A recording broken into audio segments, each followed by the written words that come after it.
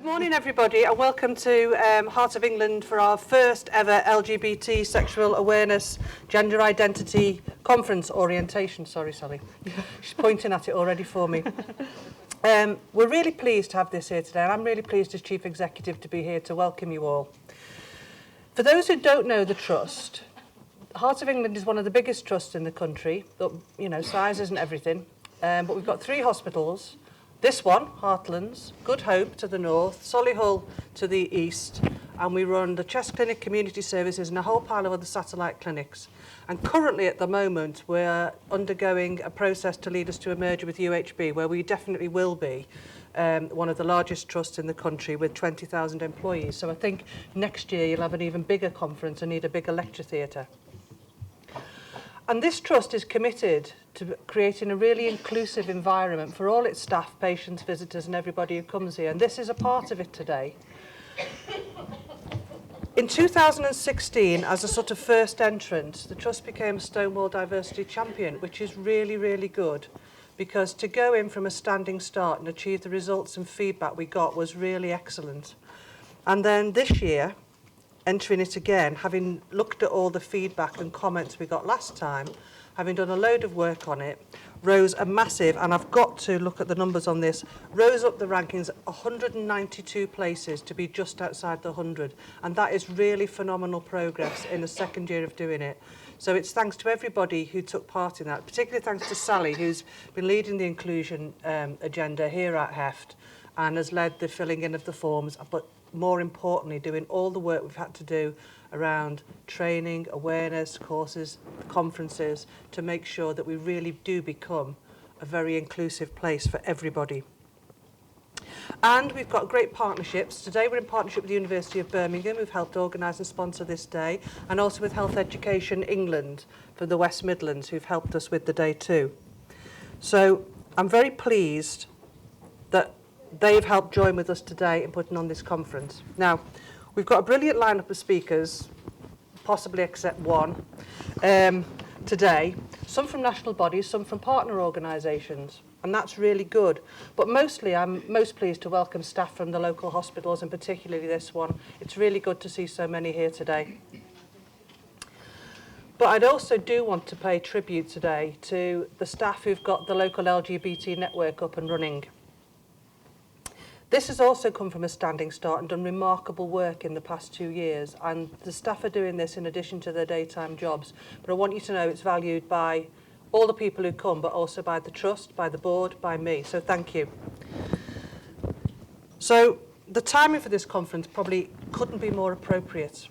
I remember having a debate with my partner about when the David Cameron's Tory party decided to introduce equality in marriage when there hadn't really been a clamour for it, saying, well, we really have crossed a Rubicon now, haven't we? This is a line we've crossed because no one's asked for it and they're offering it. We really have won some really good freedoms. But of course, we've now seen a significant backlash against those freedoms. We've seen around the world all kinds of repression, but we've also seen a backlash in this country.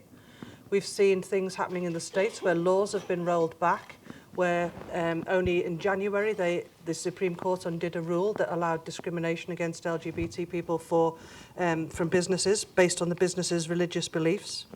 So I also recall talking to some younger friends, and I have got some younger friends, who didn't seem to understand what it was like to be a bit older and having had to fight for those freedoms because they were taking them for granted. And I think what we all need to accept is we can't take these for granted. They can be undone, they can be rolled back. And so we all need to remain vigilant. We need to be part of a society that's open and inclusive and values diversity. That's what I want in this trust. It's what I want in the NHS. And so this conference today is a part of that. But I think it's on all of us to remain vigilant and do all we can to fight intolerance whenever we see it. So, bit of a sombre note, but I still think it's right to remember that even in our own organisation, there are still some people who are scared to be out. They are scared to talk about their sexuality. They are scared to be open with their friends and colleagues and with their patients. And I know that happens today. I know people who will not be open. And that's a deep-seated fear that runs through a lot of people. And we can only break that and melt that by being so inclusive and welcoming the very diverse nature of our staff, our patients and everybody. But we've got some unique experiences to share today, and it's going to be great to hear so many stories. So I'm very pleased to welcome you all to this conference today, the first, I hope, of very many. And now I'm going to hand over to a proper person, Lisa, to introduce the rest of the day. So without any further ado, I have been told to keep everything short because we are going to run out of time. I'd like to reintroduce you to Dame Julie Moore.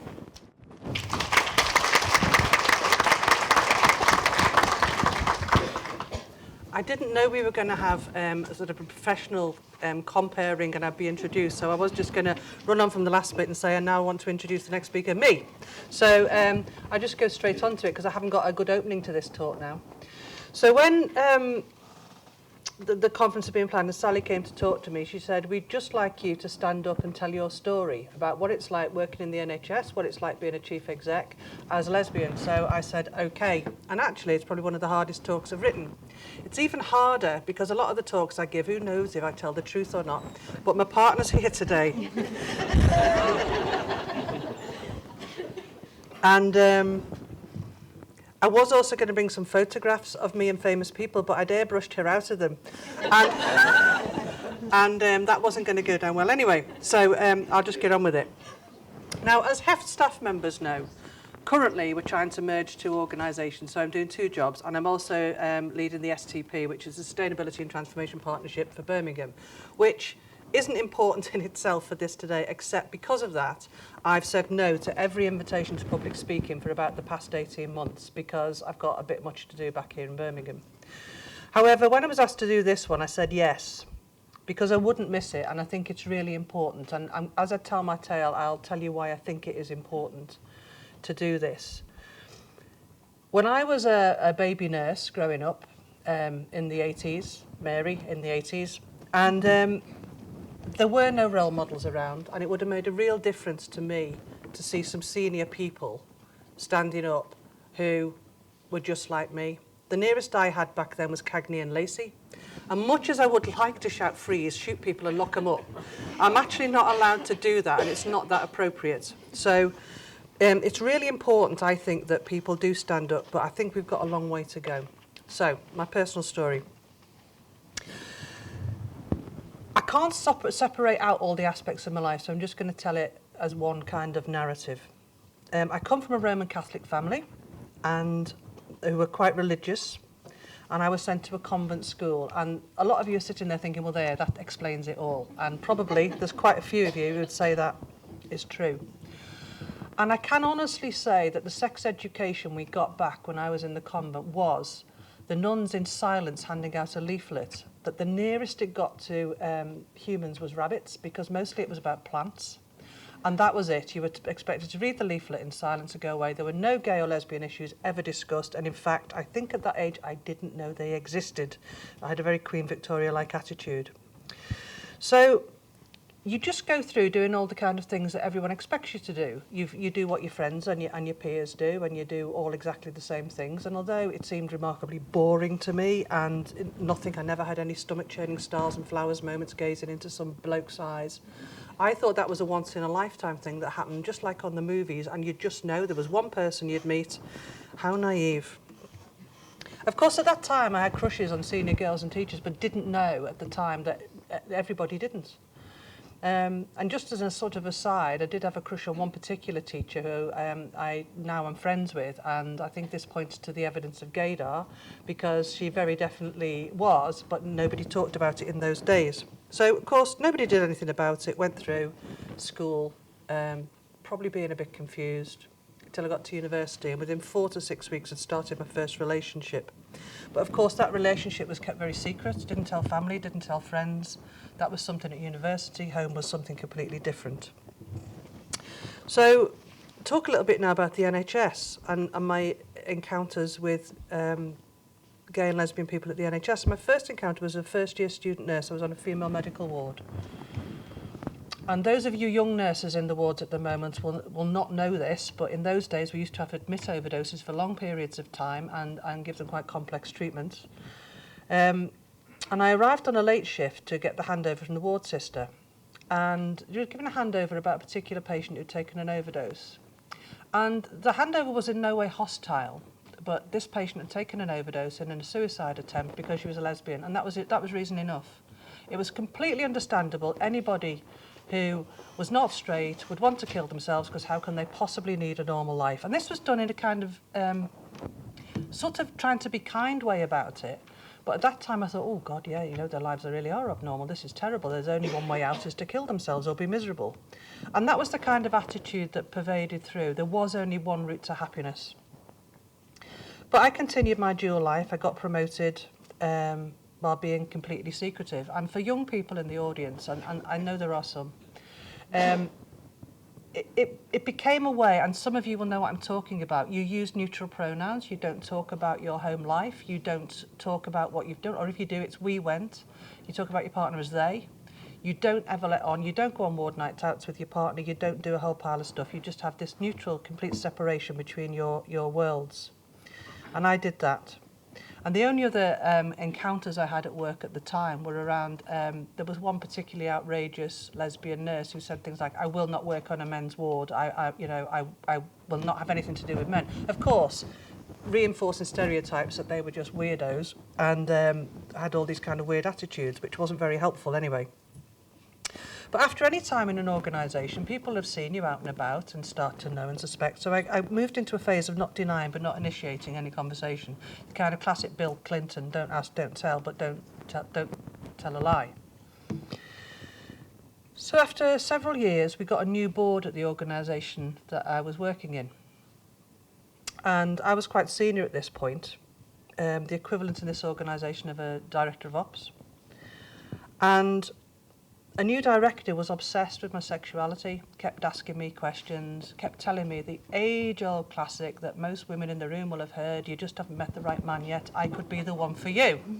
Now, I did at one point say to him, if you were the last man on earth, you would never be.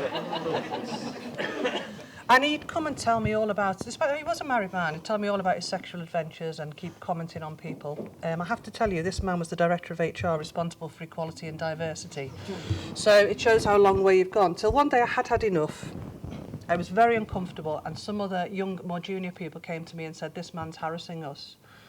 So I went to the chief executive and complained about his behaviour. And I have to say the chief executive leapt into decisive action and decided to do nothing whatsoever and to completely ignore me. So it wasn't a good time, and I liked being in that organisation. I really liked it. But it wasn't just impossible to be gay, it was impossible to be a woman. To get on, you had to go sailing with one clique or play golf with another. Now, I know golf's a bit of an iffy subject here, but neither my partner and I have ever really seen the attraction of walking, carrying sticks. But however, wasn't part of this. There was one other female general manager who was often characterised as being hysterical and in tears. And whether it was or it wasn't true, it wasn't seen as that's heard, it was seen as, well, she's a woman, what do you expect? So it was difficult to be a woman, and it was even harder to be a lesbian.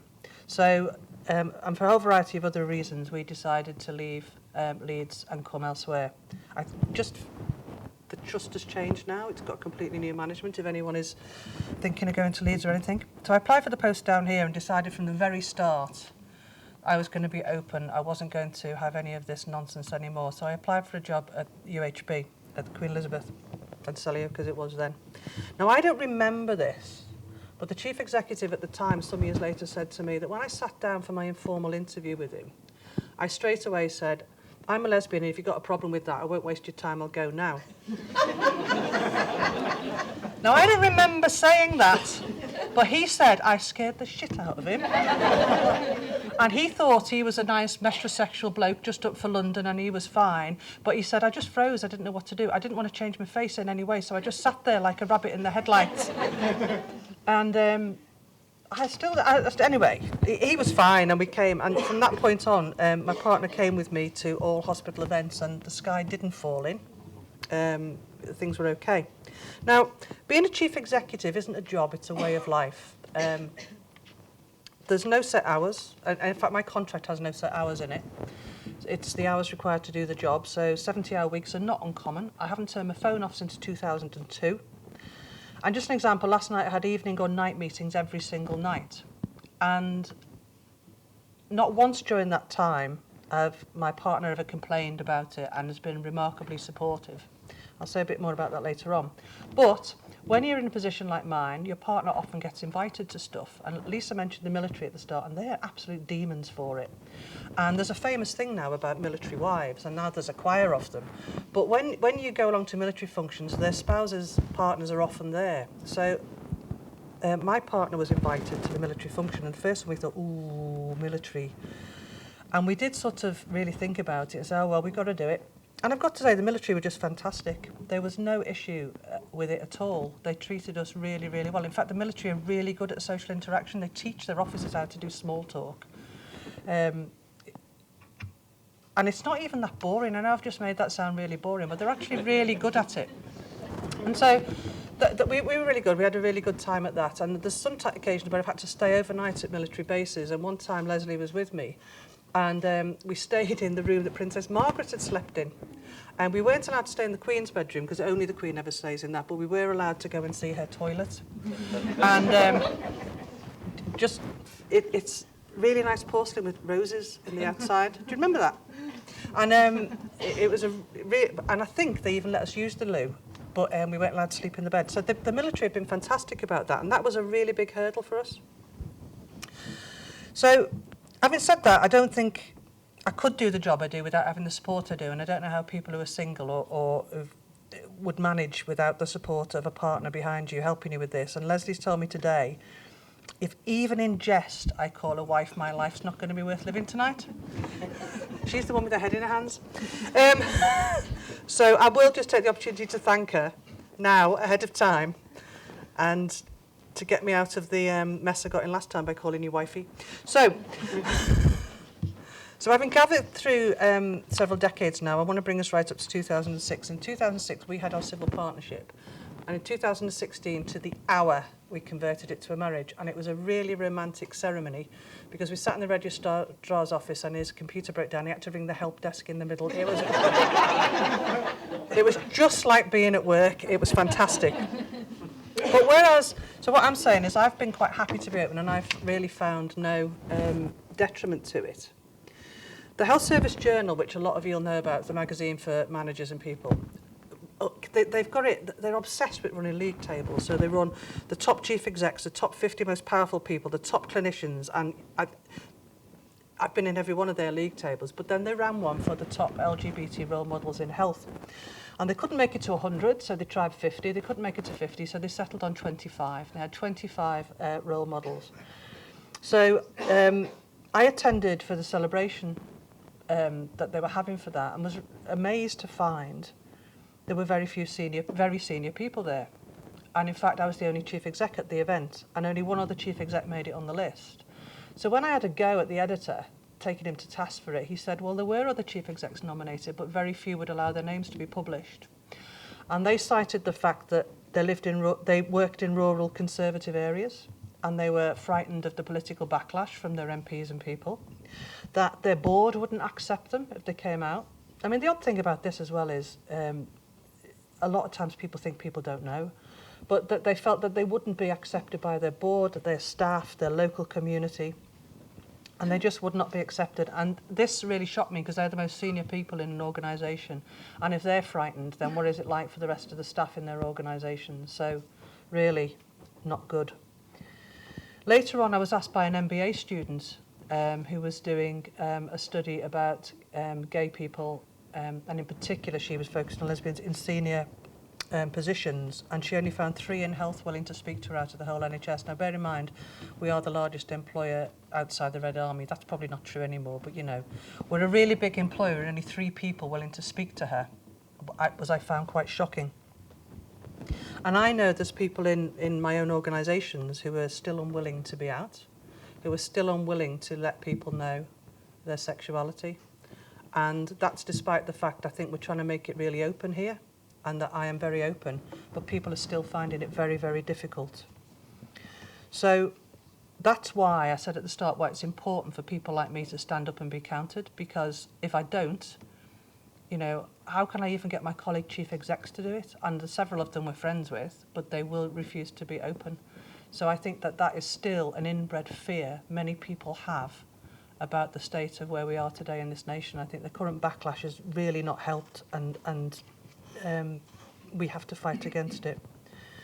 And even in, you know, Theresa May came to power and gave me the tiniest little drop of hope when she did that social inclusion speech when she got in there, and then that was the last we've had of it. And then Justine Greening, the most senior lesbian in public life, was outed in the last, not outed in that way, booted out in the last cabinet reshuffle. And now we've got the same old stale, pale male faces in government again. I am quite concerned that we've taken a big step backwards. But this conference today is about celebrating, actually, so let's not take it down by ending on Theresa May. This organisation's made big steps to becoming more inclusive, to becoming far more open and celebrating and valuing the diversity of all our staff, of our patients, our visitors, and that's where we should be. And we need to be a beacon of that in our society. We need to be tolerant, open, accepting, valuing everybody making a valuable contribution. And so we're celebrating that today. And we won't deliver the best in care for our patients unless we do value that. So it's really important we do. So I want you all to enjoy the conference. We've got some great speakers after me. So enjoy it, learn from each other. But I want you all to know that every one of you is valued by this organisation as the individuals you are. All your colleagues are. And I thank you for the progress we've made in this organisation, in the NHS, because we're doing a brilliant job in difficult times. And so thank you all for all that you do. And I hope you have a great day. Thank you.